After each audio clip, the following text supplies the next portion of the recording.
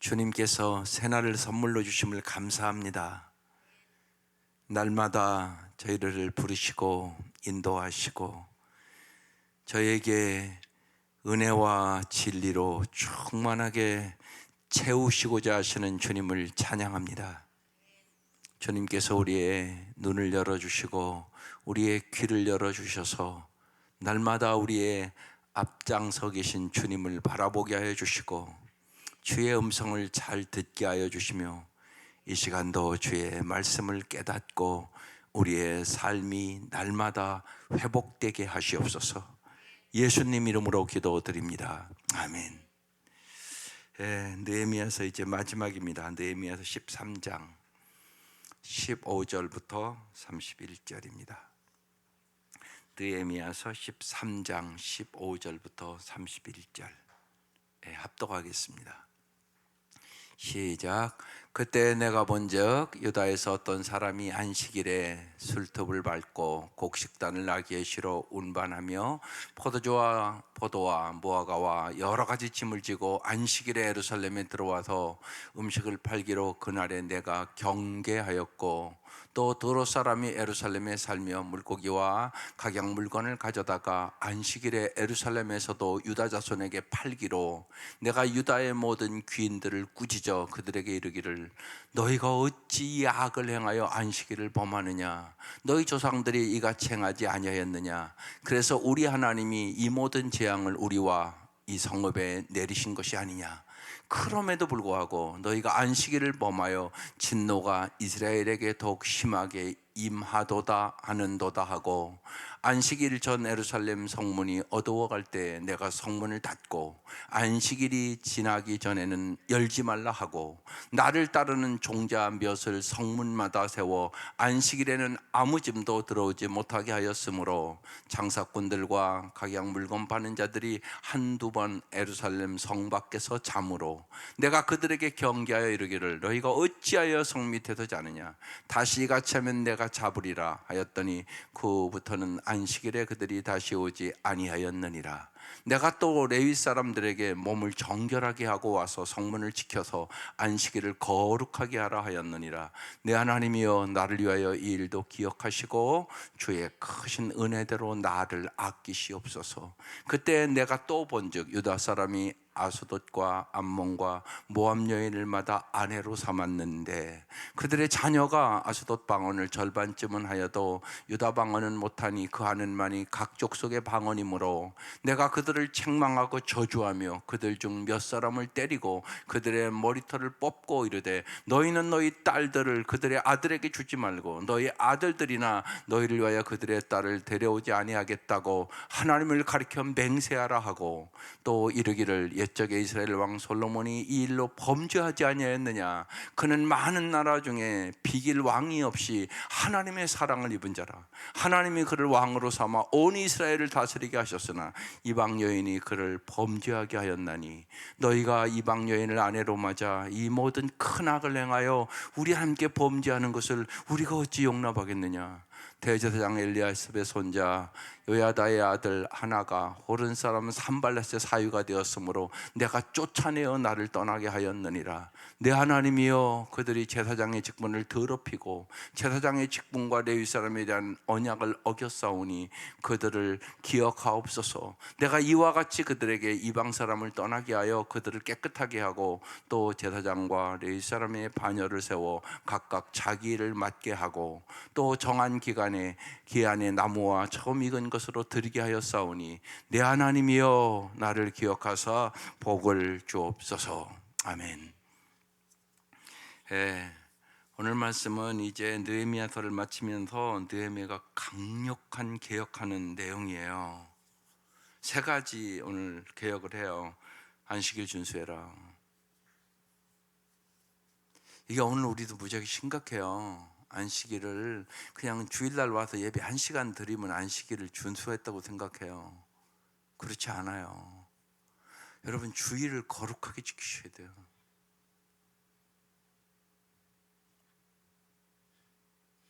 그래서 정말 주일은 하나님을 생각하는 날이에요. 하나님 앞에 집중하는 날이에요. 그걸 여러분이 잘 생각하셔야 돼요. 오늘 무지하게 강력하게 얘기를 하잖아요. 경계했다고 계속 얘기하고, 이 악을 행하여 안식일을 범하느냐? 악이라고 얘기하는 거예요. 지금 안식일을 안 지키는 건 악을 행하는 거다, 이렇게 얘기한다. 근데 부모도 예를 들으면 그런 생각을 안 가진 부모들이, 우리 아이들이 그냥 주일을 안 지켜도 그냥 아무 말도 안 해요. 악을 행하는 거라니까요, 그게. 그러니까 복을 받을 수 없어요. 그건 되게 심각한 거잖아요. 그러니까 아주 강력하게 몸을 정결하게 하고 와서 성문을 지켜 안식일을 거룩하게 하라. 그러면서 이 느헤미야가, 내 하나님이여 나를 위하여 이 일도 기억하시옵고 주의 크신 은혜대로 나를 아끼옵소서. 그러니까 지금 이 얘기를 하는 이 느헤미야도 마음이 힘든 거예요. 안 지키니까, 말을 해도. 그러니까 여러분도 그런 마음이 있어야 돼요. 그래서 기도하는 거야. 내 자녀들이, 내 사랑하는 사람들이 주일을 안 지키잖아요. 근데 아무렇지도 않으세요? 여러분 꼭 잊지 마셔야 돼요. 애타는 마음이 있어야 돼요. 그래야 회심의 역사가 일어나요. 회심의 역사는 누군가 애타는 마음으로 기도하는 사람이 있을 때 일어납니다. 무지하게 중요해요. 근데 여러분이 얘기를 안 하잖아요. 그럼 애타는 마음이 별로 없는 사람이에요. 내가 그러니까 얘기를 해야 돼요. 우리 안식일을 주일은 거룩하게 지키자. 한번 지켜보자. 그게 정말 복 받는 길이다. 여기에 대한 확신이 있어야 돼요. 여러분, 주일은 하나님이 복 주시고자 우리를 위하여 만든 날이에요. 하나님을 위하여 만든 게 아니라 우리에게 복 주고 싶어서, 우리를 위해서 만든 거지 하나님 위해서 만듭니까? 하나님이 뭐가 부족해서? 인간이 불쌍해서 안식일은 사람을 위해서 있는 거예요. 하나님을 위해서 있는 게 아니라. 근데 그 복을 내가 거부하는 거니까 얼마나 안타까운 거예요, 하나님이요. 그러니까 부모가 왜 아이들에게 어렸을 때 자꾸 공부하라고 그러잖아요. 왜 공부하라고 그래요? 그 앞길을 좀 잘 되게 하고 싶어서 그런 거잖아요, 여러분이, 부모가. 근데 그 얘기를 안 듣잖아요. 그러면 부모는 애를 타죠. 왜냐하면 저거 고생하니까. 공부 안 하고 놀기나 하고 게임이나 하고 이게 헛짓을 자꾸 하고 그러면 안타깝잖아요, 부모가. 똑같은 마음을 가져야 돼요, 여러분. 어떤 마음? 애타는 마음. 여러분이 애타는 마음을 가지고 기도하실 필요가 있는 것입니다. 그래서 첫 번째, 안식일을 범한 이들을 아주 강하게, 오늘 무지하게 강력하게 질책하는 모습이 오늘 여기 15절부터 22절까지 쫙 기록해 있는 거예요. 집에 가서 다시 읽어보고 진짜 기도하세요. 하나님, 우리 온 가족이 정말 이 복 받는 날 주일을 지키게 해주십시오. 와서 말씀 듣고 기도하고 하나님의 말씀대로 사는 것, 정말 하나님을 알고 하나님을 사랑하고 하나님의 말씀에 순종하는 것이 진짜 복 받는 길이고 진짜 성공하는 길이에요. 거기에 대한 여러분이 확신을 있으셔야 합니다. 두 번째는 결혼에 대한 문제예요. 이방인과 결혼을 함으로 말미암아 이들이 공동체의 거룩함과 영적 건강을 해쳤다는 얘기예요. 쉬운 얘기로. 그러면서 솔로몬 같은 지혜의 왕도 이방 여인들이 들어오면서 나라를 망하게 하지 않았냐, 그 얘기까지 하는 거예요. 지금 여러분, 결혼은 이렇게 중요한 문제예요. 여러분 생각해 보세요. 며느리가, 예수를 안 믿는 며느리가 들어오면 그 가치관이 변한다는 얘기예요. 가치관이 어떻게 하늘나라 가치관을 가지겠어요? 세상 나라 가치관밖에 없는 사람인데. 이게 심각한 문제가 되는 거예요. 가치관이 어떻게 똑같을 수가 있냐고. 똑같을 수가 없다고요. 그래서 문제가 되는 거예요. 이 세대를 본받지 말고 하나님의 선하시고 기뻐하시고 의로운 뜻을 분별해야 되는데 분별 능력이 없는 거예요. 세상적인 가치관밖에 없으니까. 그래서 갈등이 생기고 어려운 거예요. 여러분 잘 보시라고. 실제로 들어가 보면 가정을요, 왜 갈등을 겪어요? 가치관이 달라서. 함께 여러분, 우리가 하나님을 잘 섬기고 사랑하고 하는 말씀대로 살자. 그럼 가정이 얼마나 사랑의 공동체가 되겠어요. 근데 아니잖아요. 심각해요. 그래서 이렇게 강력하게 얘기하는 거예요. 이방인과의 통혼 문제를 해결하라고 얘기하는 거예요. 아주 강력하게 얘기해요. 그래서 정말 이 공동체가 죄로 병들기 때문에 환부를 수술하는 단호한 개혁을 지금 이 느헤미야가 예고하는 거예요. 왜냐하면 이방인과의 이 결혼은 이스라엘의 정체성과 여호와의 신앙을 아주 송두리째 흔드는 일이거든요. 그래서 아주 강력하게 얘기하는 거예요. 보면 결혼하지 않은 아이들이 있는 부모들은요, 강력하게 얘기를 하셔야 돼요. 꼭 예수 믿는 사람은, 그게 성경이에요. 예수 믿는 사람과 해야 된다. 이게 강력하게 심어줘야 돼요. 그거요. 그리고 이미 예를 들면 이제 결혼해서 사는 아이 중에 안 믿는 애들 있잖아요. 그러면 여러분이 적극적으로 연구해야 돼요. 연구. 어떻게 하면 예수 믿는 것이 정말로 얼마나 좋은 일인가를 보여줘야 되고요. 말로도 해야 되고요. 여러분의 삶에 정말 예수를 믿는 것이 왜 가장 풍성한 삶을 사는 비결인가를 가르쳐주고 전해주셔야 돼요. 그게 여러분 사명이에요. 많은 경우 이럴 수 있어요. 여러분이 잘 못 믿어서요, 여러분 자녀를 안 믿는 거예요. 좀 제가 강하게 얘기하는 거예요. 그럴 수 있어요. 우리 엄마 아빠 봐야 뭐 예수 믿는 게 더 좋은 것 같지도 않은데, 또 예수가 누군가 또 나에게 가르쳐주지도 않는데 어떻게 예수 믿어요? 그냥 교회만 데리고 다닐 수 있단 말이에요. 그러면 안 돼요. 여러분 잊지 마셔야 돼요. 여러분 잘 우리 자신을 돌아봐야 돼요. 정말 우리 엄마 아버지가 예수 믿는 게 참 좋구나, 이걸 보여줬어야 되는데 내가 못 보여줬을 수가 있어요. 그럼 나에게 문제가 있었던 거란 말이에요. 그건 회개해야 될 문제잖아요. 이거 듣기 어려운 얘기예요. 제가 알아요. 그렇지만 그게 분명한 사실일 수 있어요. 그러니까 우리가 언제나 그래서요, 내 편견을 깨야 돼요. 편견. 이건 더 깊은 얘기예요.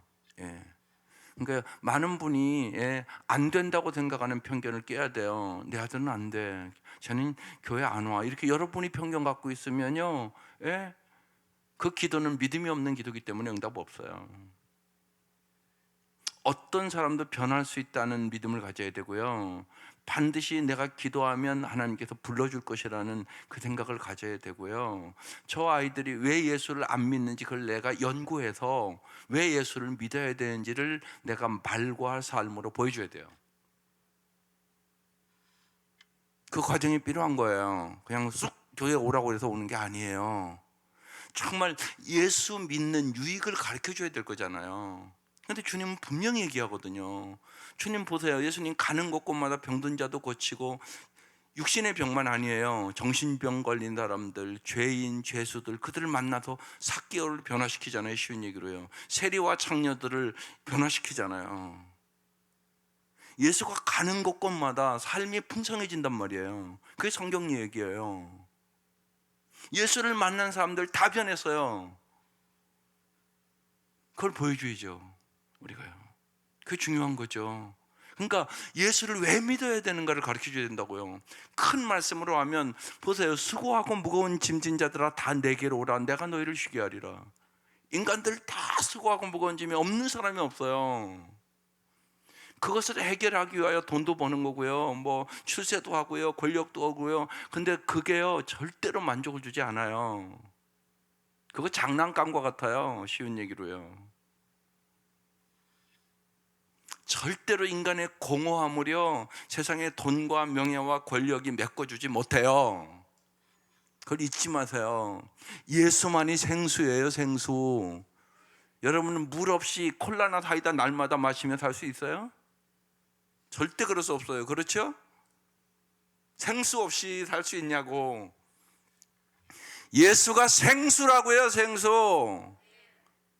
인간의 모든 공허함, 누구나 공허함이 있어요. 값으시라고 없나. 아무리 돈이 많아도, 아무리 쾌락을 누려도, 솔로몬 다 해본 사람이잖아요. 쉬운 얘기로. 돈도 가져봤고 권력도 받아왔고 처첩도 1000명이나 된다고 써있고 성경에. 세상 것 다 해본 사람이에요, 그 사람. 근데 뭐라고요? 헛되다, 공허하다 그 얘기거든요. 여러분 꼭 잊지 마세요. 그 공허함을 메꿔 주실 수 있는 분이 오직 예수예요. 예수 모르면 끊임없이 그거 따라가는 거예요. 헛된 걸. 그러니까 불쌍한 영혼이 된단 말이에요. 거기에 대해서 여러분이 뚜렷하게 아셔야 돼요. 내가 뚜렷한 것이 없으니까 예수를 안 전하는 거라고요. 여러분 꼭 잊지 마세요. 예수가 진짜 행복을 주는 거예요. 여기에 대한 내 확신이 있어야 된다고요. 그래야 간절해지지. 애타는 마음으로 그래서 복음을 전하고, 정말 내가 완전하진 않죠. 그렇지만 그래도 하나님이 나를 날마다 점점 나를 이만큼 변화시켜주고 있어. 이건 보여줘야죠. 그죠? 그건 보여줘야죠. 아무런 변화가 없다. 그럼 말이 돼요 그게? 완전하지는 않아요 우리가. 그렇지만 그래도 매달 매년 그래도 내가 하나님이 이만큼 은혜를 주셨어. 그래서 내가 이만큼 마음이 편해졌고 이만큼 변했어. 주님이 날마다 나를 그대의 장성한 분량으로 변화시키고 있어. 이건 보여줘야지. 그죠? 그건 보여줘야지. 그래 예수 믿지. 그러면서 우리가 복음을 전해야 되는 거예요. 그래서 정말 아내 문제, 결혼에 대한 문제가 심각해서 오늘 아주 강력하게 27절에 너희가 이방 여인을 아내로 맞아 이 모든 큰 악을 행하여, 악이라고 또 얘기하거든요. 우리 하나님께 범죄하는 것을 우리가 어찌 용납하겠느냐. 그 느헤미야는 지금 눈물로 하는 얘기예요. 이거요. 아주 애타는 마음으로 하는 얘기예요. 그러면서 오늘 느헤미야 마치는 거거든요. 그러면서 이제 마지막은 언제나 그렇게 간절하게 강력하게 얘기하고 나서 기도하는 것이 오늘 본문 29절부터 말씀이에요. 내 하나님이여, 그들이 제사장의 직분을 더럽히고 제사장의 직분과 내 이스라엘에 대한 언약을 어겼사오니 그들을 기억하옵소서. 내가 이와 같이 그들에게 이방 사람을 떠나게 하여 그들을 깨끗하게 하고 또 제사장과 레위 사람들의 반열을 세워 각각 자기 일을 맡게 하고 또 정한 기한에 나무와 점 익은 것을 드리게 하였사오니 내 하나님이여 나를 기억하여 복을 주옵소서. 지금 느헤미야가 왜 이렇게 간절하게 강력하게 해요? 뭐 달라고? 복 달라고. 이게 복을 얻는 길이기 때문에. 그렇지 않으면 망하는 길로 가는 거기 때문에. 바벨론 포로에서 그 고생을 하고 왔는데 또다시 이들이 그 길을 가는 거예요. 그 고통을 당하고도 아직도 정신을 못 차린 거예요. 쉬운 얘기로. 오늘 우리 자신을 돌아봐야죠. 우리 한국교회는 어떤 거예요? 정신 차리셔야 돼요. 한국교회는 어떻게 개혁돼야 된다고 여러분 생각하세요? 이 그림이 있으셔야 돼요. 오늘은 그래서 우리 목자 목녀 그 그림 그려주려고 그래요. 한국교회도 심각하거든요 지금. 정리를 다 했어요. 한 주 동안 정리를 하고 기도하고. 몇 가지. 첫 번째는요, 균형 있는 성장 있는 교회가 돼야 돼요. 그러니까 하나님의 나라의 복음으로 무장된 교회가 돼야 되는데 너무나 세속적인 교회로 한국 교회는 변했어요. 잘못됐다는 얘기예요. 성도가 모든 영역에서 균형 있게 성장해야 되는데 성과 속을 나누고 교회에서 좋은 교인이면 괜찮다는 생각을 해요. 아니요. 세상의 빛, 세상의 소금이라고 성경에 써 있다고요. 세상에서 괜찮은 사람이어야 된다고요. 근데 교회에서 괜찮으면 괜찮은 줄 안다고요? 아니라고요. 세상의 빛과 소금으로 살아가야 된다고요. 그래서 잘 영적으로, 정신적으로, 정서적으로, 육체적으로 여러분이 잘 성장해야 돼요. 균형 있는 성장을 해야 돼요. 그래서 세상 사람들이 봐도 저들의 삶이 우리의 삶보다 참 낫다. 이래야 전도가 되죠. 이게 변화해야 돼요. 그러니까 하나님의 진리와 은혜의 기초가 튼튼해서 균형 잡힌 성장을 추구해야만 진정으로 영적인 사람이 되는 것이에요. 두 번째는요, 진실한 공동체가 되어야 돼요. 이게 참 중요해요. 그런데 지금 한국 교회에는 너무나 개인적인 신앙생활을 해요. 개인주의적인 신앙생활을 한단 말이에요. 진실한 관계를 맺고 함께 성장해가는 진실한 공동체의 삶을 불편해하고요. 큰 교회 다니든 작은 교회 다니든 나홀로 신앙생활하는 개인주의 신앙생활을 선호하는 성도들이 계속 늘어나요. 그래서 자꾸 목장 얘기하는 거예요. 목장 안 가는 사람은 손님이에요, 손님. 쉬운 얘기로 생각해 보세요. 말씀 듣고요, 집에 가고, 말씀 듣고 집에 가고 그러면 무슨 그리스도의 몸이에요? 아니잖아요. 근데 그런 교인들이 무지하게 많은 거예요. 큰 교회일수록 더 많은 거예요. 예배만 드리고 가요. 그건 실제로 깊이 보면 손님이지 교인이 아니에요. 그런데 겉으로 뭐 헌금 잘하고 교회 열심히 출석하고 그러면 그걸 좋은 교인이라고 생각한다고요. 아니라고요. 우린 그리스도의 몸이라고요. 우리는 하나님 나라의 가족이라고요. 우리는 성령의 전이라고요. 그러니까 하나님의 나라를 받아들이는 사람이 공동체로 살아가는 것은 사명이고 그 존재 자체예요. 그래서 진실한 공동체를 만들어야 되는데 무척 개인주의 신앙생활하는 사람이 너무 많은 거예요. 그래서 무조건 예를 들면 큰 교회 되고 많이 모이는 교회가 좋은 교회 아니에요. 진실한 공동체가 돼야 하나님 보시기에 좋은 교회가 되는 거예요. 주님께서는 두 사람이 내 이름으로 모이는 곳에는 나도 그들 중에 있느니라 그러잖아요. 그러니까 목장이 무지하게 중요하다고 생각하는 거예요. 제가 두세 사람이 모인 거 하나님이 함께 하신다니까요. 교회 공동체의 건강성은 안으로는 성도 사랑하는 정도의 깊이, 성도들이 점점 사랑하고 가는 훈련을 하는 거예요. 예. 목장 가면 별 사람들이 다 만나요. 이 사람 저 사람. 근데 그렇게 만나가면서 내가 사랑이 성장하는 거예요. 그렇지 않으면 사랑이 성장 안 해요. 여러분 예배드리고 집에 가고 예배드리고 집에 가고 근데 무슨 사랑이 성장하겠어요? 내가 사랑이 몇 점인가는 나와 못마땅한 사람을 만났을 때 아는 거예요. 그래서 사랑은 오래 참고 뭐 사랑은 온유하고 그러는 거잖아요. 그럼 만남는데 뭘 오래 참기는 뭘 오래 참아요? 생각을 해보시라고요. 부딪히면서 사랑이 자라는 거라고요. 반드시요. 나와 다른 사람을 내가 어떻게 받아들일까? 이게 사랑의 훈련을 하는 거예요. 그래서 안으로는 서로 사랑의 깊이를 더해가는 거예요. 밖으로는 하나님 나라 복음을 세상 사람들에게 전달해서 저들이 정말 회심이 일어나고 예수를 믿게 하는 거예요. 그게 사랑이에요. 세상을 이처럼 사랑하사잖아요. 하나님이 세상을 이처럼 사랑하사 독생자를 주었어요. 이는 저를 믿는 자마다 멸망치 않고 영생을 얻게 하려 하시며, 이게 하나님의 마음이에요. 하나님은 세상을 사랑하세요. 모든 사람을 사랑하세요. 모든 사람이 구원받기를 원해요. 그래서 우리가 사랑의 진정한 공동체가 안 되면 전도 못해요. 전도 안 된단 말이에요. 아, 교회 들어와 보니까 진짜 사랑이 이런 거구나, 이걸 자꾸 느끼게 해줘야 되거든요. 세상은 안 그러니까요.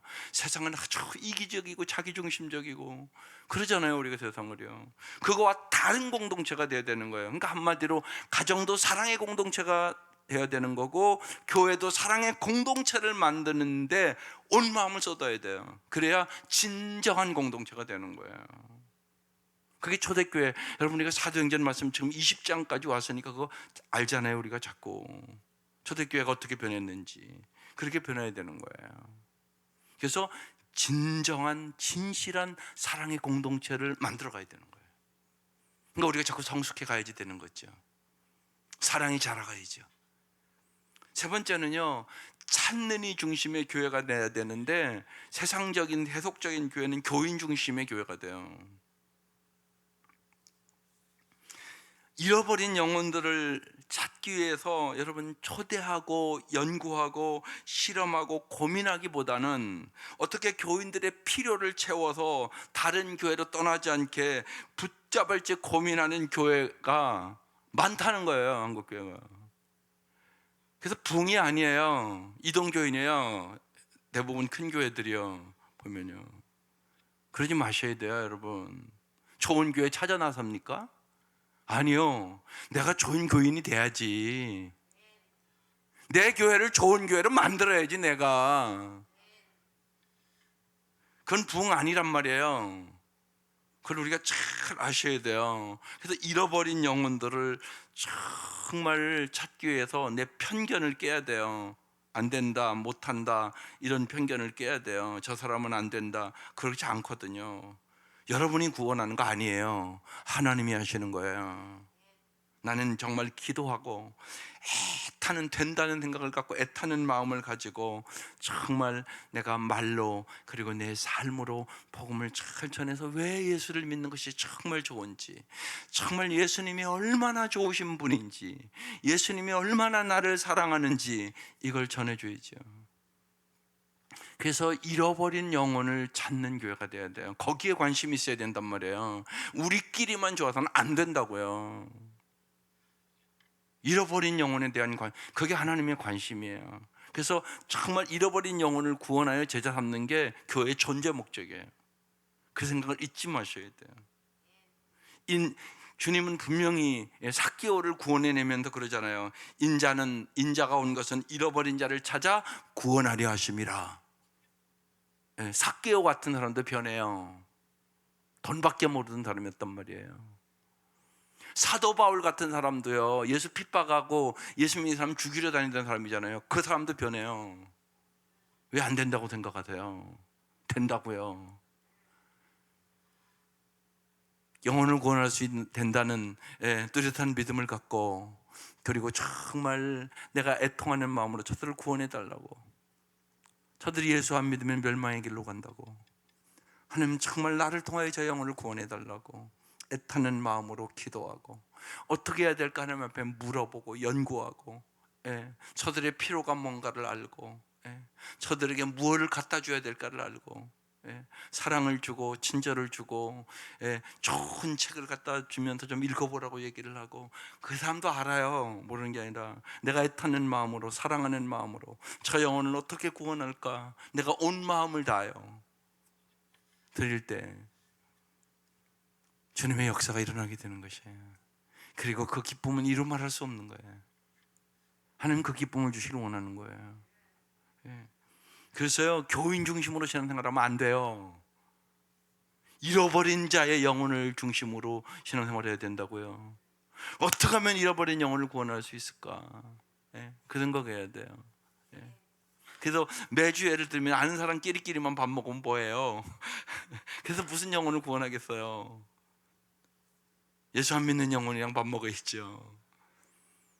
그리고 정말 교회에서도 이 낯선 영혼, 못 보던 영혼을 보면 여러분이 많은 사람이 가서 왔어요, 어디서 왔어요, 이런 관심을 가져줘야죠. 자기들끼리만 앉아서 매주 밥 먹으면 어떡해요? 그래서 그 사람이 교회 오니까 너무나 좋다, 이 사람들이 다 나를 환영해 주네, 나에게 다 와서 관심을 갖고 말을 걸어주네, 이래야 되는 거 아니에요? 이래야 되는 거라고요. 그래서 잃어버린 영혼을 찾는 교회가 되어야 되는 거라고요. 그래서 하나님 교회 세운 건데. 또 하나는요, 네 번째는요, 안팎의 변혁이 있어야 돼요. 무슨 얘기냐면요, 세속적인 세상적인 교회는요 기복주의로 흘렀어요. 하나님이 주신 복으로 자신과 공동체 내부가 변하고 밖으로는 그 변화의 힘을 표출해야 된단 말이에요. 그런데 많은 성도들이 나와 내 가정 복받기만 원해요. 이게 기복주의란 말이에요. 그러면서 무슨 세상을 변화시키겠어요? 저밖에 모르는데. 그게 아니란 말이에요. 그걸 우리가 잘 아셔야 돼요. 그래서 정말 하나님의 나라의 복음을 전파하는 공동체는 균형 있는 성장이 있어야 되고요, 진실한 공동체가 되어야 되고요, 잃어버린 영혼을 언제나 향하여야 되고요, 안팎의 변혁이 있어야 돼요. 오늘 그래서 예를 들으면 그 얘기하는 거예요. 안으로 거룩하게 우리로 얘기하면 주일시켜라. 또 정말 믿지 않는 자와 결혼하지 마라. 믿는 자와 결혼을 시켜서 정말로 너희들이 무장하고 세상을 변화시켜야 된다. 믿지 않는 영혼들 구원해내야 된다. 그렇지 않고 예를 들으면 보세요. 그렇지 않으면 평생 내 남편 구원해달라고만 기도하고 있어요. 근데 구원도 못해요. 이게 얼마나 안타까운 일이에요. 평생을 신앙생활 하면서. 이게 얼마나 안타까운 일이냐고요. 둘이 합해서 다른 영혼을 구원해야 되는데 내 가정도 구원이 안 돼서. 심지어는 참 안타까운 일이 뭐냐면요, 제가 오늘 조금 강하게 얘기를 할게요. 시험 들지 마세요. 직분할 때요, 왜 고민하는 줄 아세요? 자기 가정도 다 구원을 못했는데 오래 믿었는데 권사 안 준다고 시험 들어요.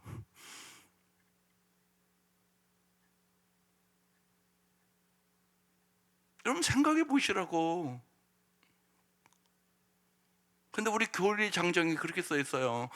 온 가정이 구원한 가정을 그래도 권사를 시켜야 된다, 그렇게 써 있다고요.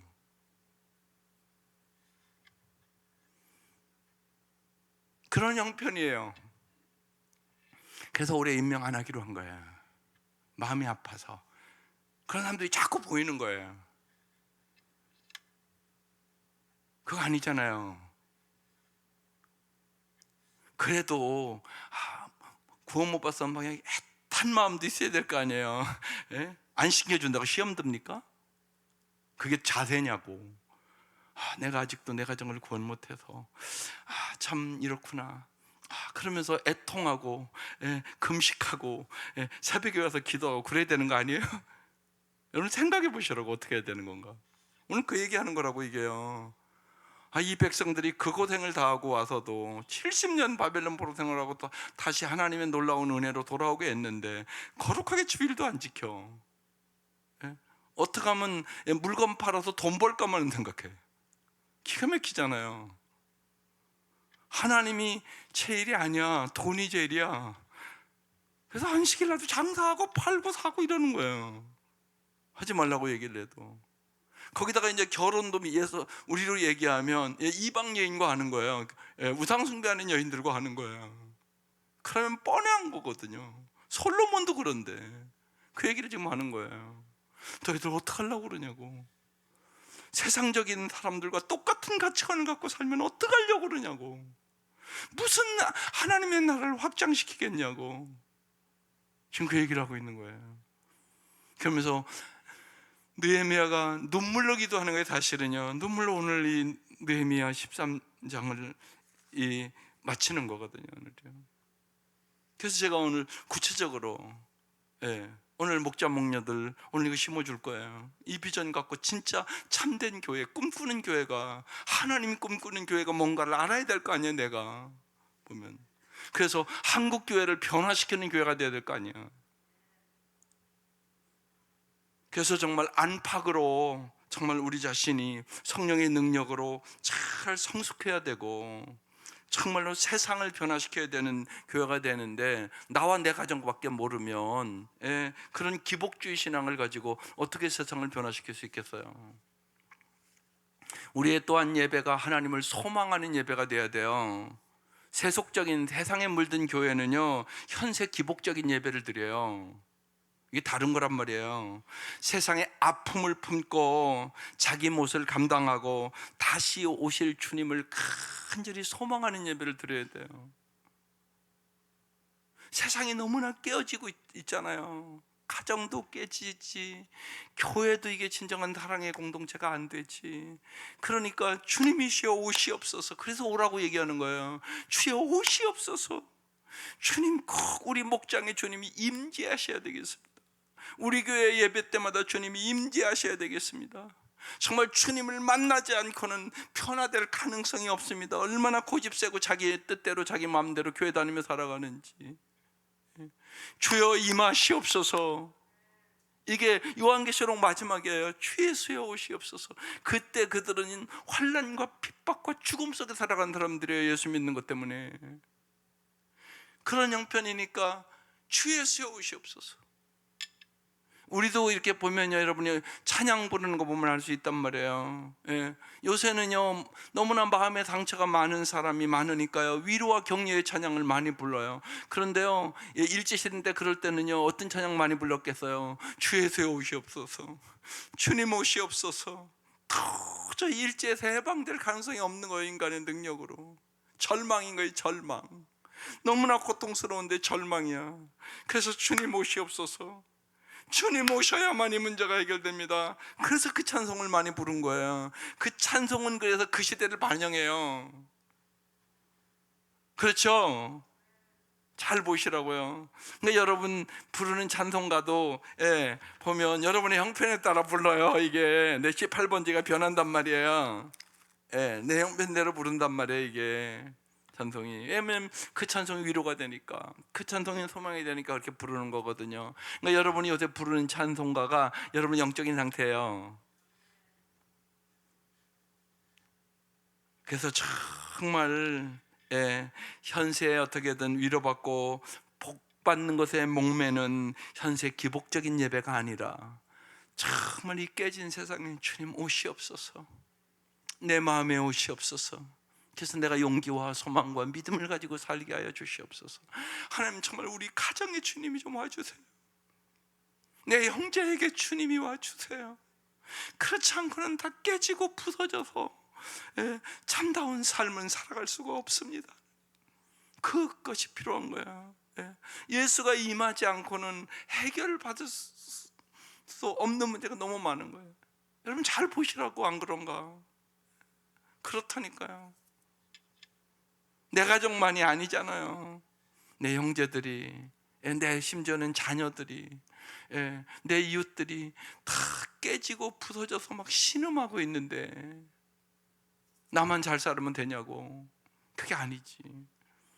그래서 기복적인 예배가 아니라 하나님 나라를 소망하는 예배, 정말 하나님의 나라가 내 마음에, 하나님의 나라가 내 가정에, 내 교회에, 내 형제의 가정에 주님 임해주세요.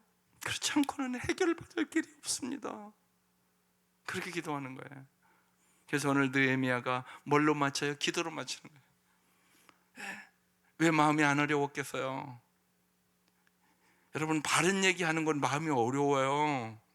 뭐 복받아라, 축복받아라, 잘 될 거다, 뭐 이런 얘기는 시험 들을 거 하나도 없어요. 근데 강한 얘기하면 여러분이 찔림을 받잖아요. 이렇게 마음에 막 찔린다고요. 그걸 왜 모르겠어요, 설교하는 사람이요. 근데 그 얘기를 안 하면 안 돼요. 그래야 하나님의 나라가 임하죠. 그래서 지금 강력한 개혁을 얘기하는 거예요, 오늘 보면. 그러면서 느헤미야서를 마치는 거예요. 거룩하게 주의를 우리를 얘기하면 지켰으면 좋겠다. 너희들 자녀들 결혼할 생각해라. 세상을 변화시켜야 되는데. 그러면서 간절히 얘기를 하고 느헤미야가 기도로 마치는 거예요. 사랑하는 성도 여러분, 우리 한국교회도 이런 것에 우리가 깨어 있어야 되는 것입니다. 소망을 가지세요. 하나님이 살아계신 분이세요. 하나님이 전능하신 분이세요. 그래서 여러분의 편견을 깨세요. 여러분 안 된다, 못한다 이런 생각 가지면 안 돼요. 하나님이 하실 수 있다. 이 백성 도저히 바벨론 포로에서 돌아올 가능성은 1%도 없는 거예요. 그런데 하나님이 이 백성을 정말 이방 왕 고레스의 마음을 변화시켜서 돌아오게 하잖아요. 그리고 성벽을 쌓게 하고 또 성전을 짓게 하고, 그러면서 이제 진실로 너희들이 하나님의 율법을 준수하고 거룩성을 회복해서 정말 하나님의 백성답게 삶으로 말미암아 너 자신과 가정과 세상을 변화시키라고 그렇게 말씀하고 있는 메시지로 느헤미야 13장이 끝나는 거예요. 여러분 목자 목녀들을 위해서 기도해 주세요. 목자 목녀들이 하나님의 나라에 대한 이 그림이 뚜렷해야 돼요. 그래야 목장도 살고, 또 목장에 같이 모여서, 건방지가 5가지 얘기를 한 거예요. 오늘 그걸 우리 목자 목녀들의 마음에 꼭 심어주고 싶거든요. 그래서 주님이 꿈꾸는 교회가 뭔가, 그걸 가지고 같이 기도하고 그럴 때 하나님이 이루시거든요. 그래서 정말 아름다운 하나님이 기뻐하시는 목장, 하나님이 기뻐하시는 교회, 그리고 정말 우리를 통하여 이 국가와 민족을 변화시키고 세상을 변화시키는 하나님의 꿈을 품고 살아가는 저와 여러분 되시기를 주의 이름으로 축원합니다. 기도드리겠습니다. 하나님 아버지, 저희들이 여러 날 동안 느헤미야서의 말씀을 우리에게 주셔서 감사드립니다. 느헤미야 이제서를 마치면서 반복하는 불순종의 죄를 끊어내고 거룩함을 회복해 달라고 애타게 기도하며 우리에게 생명의 말씀을 주었습니다. 하나님, 이 말씀은 느헤미야 시대의 말씀뿐만이 아니라 오늘 이 시대의 말씀임을 저희들이 알게 하여 주시옵소서. 하나님 나라를 진실로 소망하는 예배를 드릴 수 있도록 도와주시옵소서. 진실로 온 성도들이 균형 있는 성장을 할 수 있도록 도와주시고, 우리의 목장과 교회 공동체가 진실한 공동체가 되게 하여 주시며, 정말로 무엇보다도 잃어버린 영혼, 오늘도 고통과 괴로움과 아픔과 깨어진 세상 속에서 깨어진 사람들을 바라보며 하나님 그 영혼들을 구원하는 기쁨이 있게 하여 주시고, 진실로 우리의 안과 밖을 변화시킬 수 있는 능력을 하나님 우리 교회에게 허락하여 주시옵소서. 이 문제를 위하여 간절히 기도하는 저희들 되게 하여 주시고, 하나님께는 영광을 돌리게 하여 주시고, 진실로 우리가 주님 보시기에 존귀한 삶을 살아갈 수 있도록 은혜를 베풀어 주옵소서. 귀한 예물들을 드립니다. 주님 받아주시고 주님께서 간절히 간구하는 기도에 응답하여 주옵소서. 예수님의 이름으로 기도드립니다. 아멘. 하늘에